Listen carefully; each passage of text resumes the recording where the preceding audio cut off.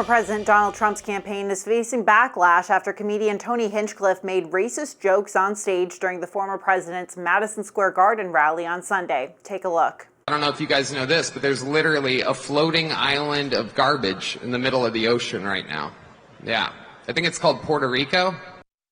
That joke, paired with other racist comments from Hinchcliffe, elicited mixed reactions from the crowd and even a rebuttal from the Trump campaign, which is quickly fighting to distance himself from the comedian. Joining me now is The Hill's staff writer Raphael Bernal with more. Raphael, just to jump right into it, the Trump campaign is obviously fighting to distance themselves from the comedian, but I guess simply put, is the damage already done? That's a great question, and as you know, the correction is never as important as the bad headline. You know, it comes whenever it comes too late. For a lot of Puerto Ricans I've talked to, especially Democrats, they're actually hoping that this will replay the image of Trump throwing paper towels after the hurricanes in Puerto Rico and sort of all the disrespectful moments that Trump himself has had with the island. But really, I mean, the biggest question is, why would a surrogate for a major party contender a week before the election sort of try to provoke the ire of what might just be the single most important electorate in this 2024 election? Well, the irony of this, Raphael, too, is that just hours before in Philadelphia, Kamala Harris was meeting with Puerto Rican voters at a Puerto Rican restaurant in West Philadelphia. Her campaign had launched its Puerto Rican task force. So this couldn't have come at a worse time for the Trump campaign. Obviously, it would be bad regardless, but it also comes as we're seeing that Trump has gained support this election among Hispanic men, according to a new Reuters Ipsos poll, trailing Vice President Harris by just 2 percentage points. Now, obviously, the Hispanic voting bloc is not a monolith. Puerto Ricans vote very differently than other parts of the Hispanic voting bloc. But, you know, that poll right there represents a major increase when compared to 2020, when President Biden held a 19-point lead with Hispanic men. So I guess what impact could this have on the election if this demographic decides to sway from Trump at the very last minute? Well, like you said, there's Latino men have sort of moved toward Trump, according to the polls anyway. It's very hard when you start polling down into Latinos and Latino men in a particular region. And really, we're looking at Latino men in Pennsylvania and Georgia, Nevada, North Carolina. Those are the states where this group could make a difference. And if the election is in fact as close as polls would indicate, which it probably is, even a sliver of people, and what a lot of Democrats are looking at with Puerto Rican men who were not completely convinced about Kamala Harris, but had already some distaste for Trump, whether this series of incidents, this joke, if you can call it that, will lead more of those people to actually go vote. And that could potentially make a difference in an election as close as this one seems to be. And it comes, you know, we saw shortly after the joke, or the racist joke, quite frankly, was made, a number of Puerto Rican celebrities like Bad Bunny, Jennifer Lopez, Ricky Martin, they voiced their support for Kamala Harris. So in terms of these three celebrities, very prominent Puerto Ricans in the U.S. backing Harris and publicly calling on voters to back her, I mean, does that make any difference, or is this sort of play into the, how celebrities oftentimes endorse candidates? So it's as big as a celebrity endorsement can be, or they're as big as a celebrity endorsement can be. There's a lot of identity going into this. Bad Bunny, for instance, he had been pretty reluctant to get into federal politics, into national politics. He's involved in Puerto Rico issues on the island, and he's. I mean, I guess you could call him a nationalist, a Puerto Rican nationalist, in the best sense of the word. He loves his island. He sees it as his country, and was reluctant to enter into national politics. But national politics here once again goes to the Puerto Rican people instead of them coming to it. And in these endorsements, the one thing that could make a huge difference is that now you have people like Bad Bunny or Jennifer Lopez projecting on their own social media Kamala Harris's message. And that means you reach a lot more low propensity voters who frankly don't want to be involved in politics, but they're starting to see, like Bad Bunny, politics come to them. Absolutely. And, speaking of politics coming to people, I want to look at some of these swing states where these comments could have an impact. In Pennsylvania, for example, there are just under 500,000 Puerto Ricans living in the state. So how will Democrats in a state like Pennsylvania seek to benefit from the blowback that the Trump campaign is receiving? Like I said, the Democrats in the Harris campaign were already targeting the Puerto Rican vote in the state.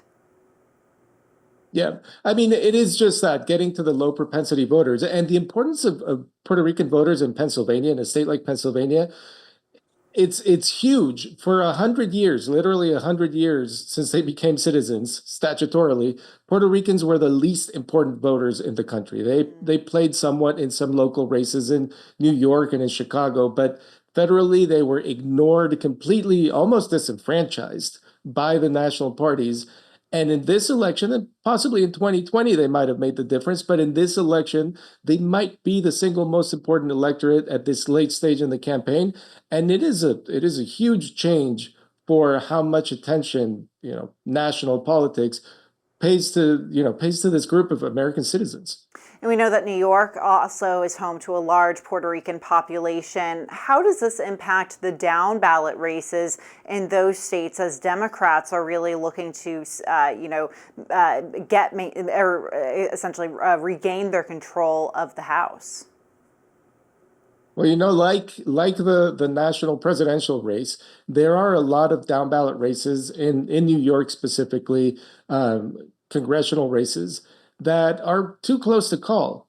And again, if this is what gets a few 100,000, any number of low propensity voters gets them to the polls and voting for a particular candidate, and in this case, one would assume for Vice President Harris, it can't change the results of different elections. The House majority might actually hinge now on Puerto Rican voters in New York who are suddenly that important at a national level. Yeah, and one of those incumbent members that is facing a very uphill reelection battle is Anthony D'Esposito from New York. He's also Puerto Rican and was even at the rally and was a part of Trump's motorcade. How is he responding to this? Is he looking to distance himself from Trump, and does this play into his reelection bid at all? I think it probably does. D'Esposito's mother was born on the island, so he does have a personal connection. There's Puerto Ricans, even when they leave, even when like 3 generations down in being from mainland United States, they still have a sense of pride in that island for good reason. For D'Esposito, it's obviously difficult. He's gone on X to disavow the joke. Basically, said it was a bad joke, and he doesn't support it. Like many other Republicans, Maria Elvira Salazar, the congresswoman from Miami, has done the same. Jennifer Gonzalez Colon, the resident commissioner who's running for governor in Puerto Rico, has also distanced herself. They're all basically saying this joke does not reflect the sentiment of the GOP, and saying that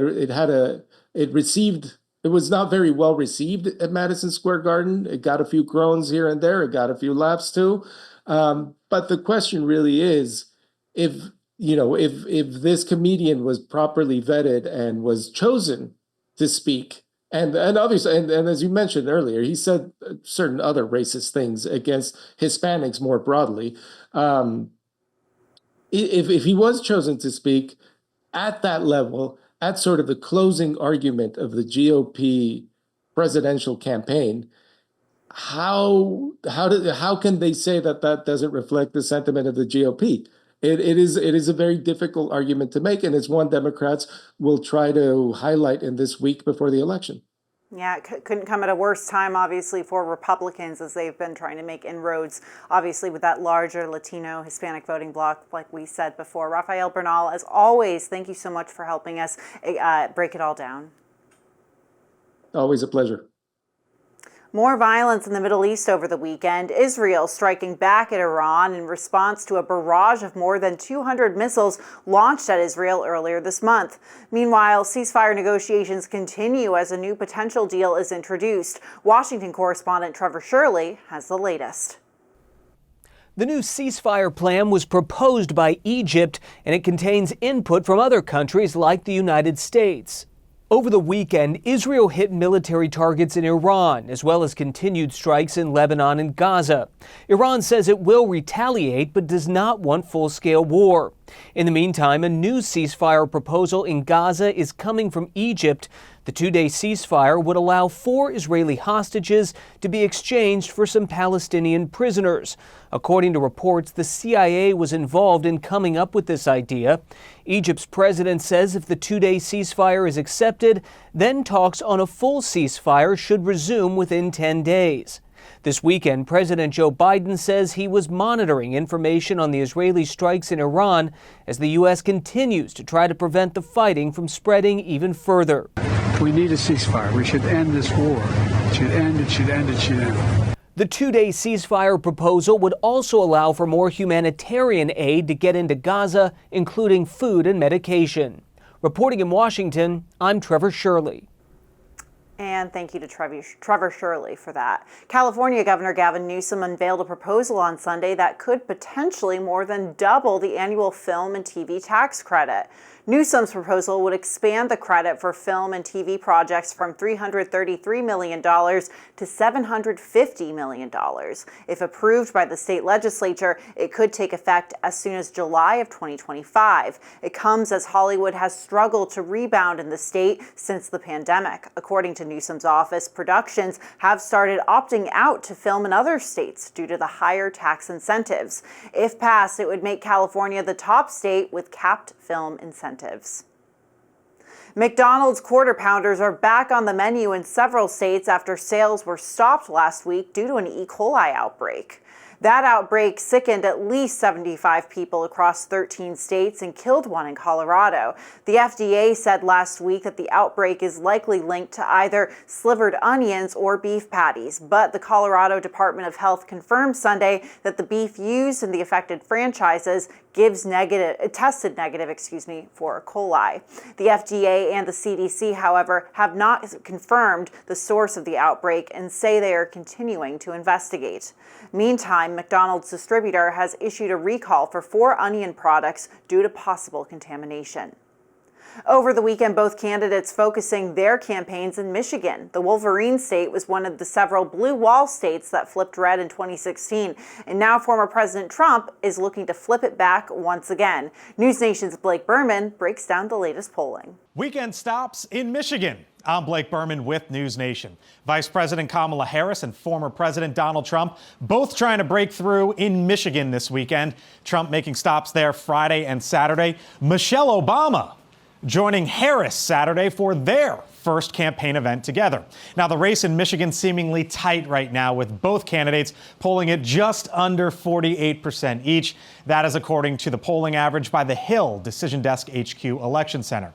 In 2016, the traditionally blue state flipped red when Trump was able to beat Hillary Clinton in a tight race. Then in 2020, President Biden flipped it right back. Now, all Michigan communities must start in person early voting on Saturday. But voting has already begun in some places, including by mail. More than 1 million absentee ballots have already been cast in that state. I'm Blake Berman, and this is the News Nation Political Minute. And you can find more news and analysis from Blake and our colleagues 24/7 on News Nation. To find News Nation on your screen, just go to joinnn.com.